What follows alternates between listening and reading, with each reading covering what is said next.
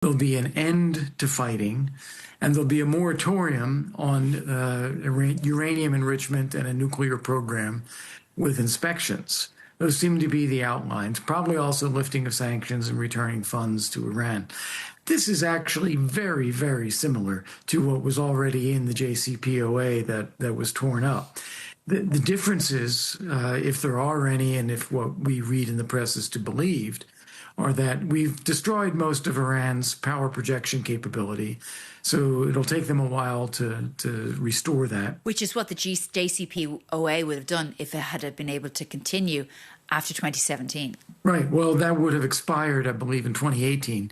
They could have renegotiated. I mean, the path of the JCPOA, the years before it took to negotiate that as well. Yeah, in that sense, yes. So we are basically back where we were and achieving pretty much the same thing. So what can Donald Trump say that he achieved, particularly given the death toll? I mean, we saw 170 young schoolgirls killed on the first day of this war. I mean, then also other, obviously, civilian casualties, and a regime still intact after it killed its own people back in January, which was actually the reason why this particular conflict started in the first place. There are many reasons why this conflict was there, and the reasons kept shifting. Sometimes President Trump referred to the protesters or the 45,000 people, as he said, killed. I'm not sure the number was quite that high, but a large number of people killed by the regime. Other times it was the nuclear program. Other times it was ballistic missiles. But what I think he can say he achieved is setting Iran back, both in terms of its military, its power projection capability, its proxies, and its nuclear program. All of that is physically set back substantially.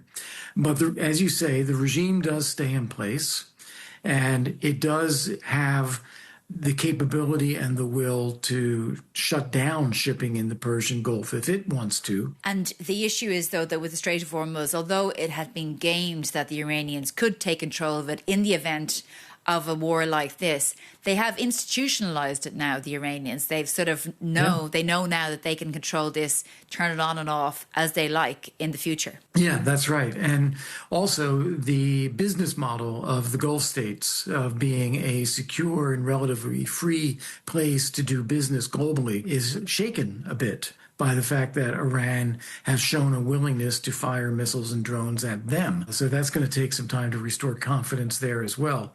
So in a way, the Iranian regime comes out of this emboldened, even though they have been substantially weakened. What do you think this means for NATO? We saw the US president abruptly announce the withdrawal of 5,000 troops because we haven't seen any strategy since from the Pentagon in relation to that. Let's put these into a couple of different categories. The first is President Trump's peek at NATO countries for not fighting alongside the U.S. in the Persian Gulf. That's really, I think, a distraction. He never asked them to. There was no consultation. There was no agreement on a common plan. It was just a venting saying, well, you're not there for us, even though we're there for you.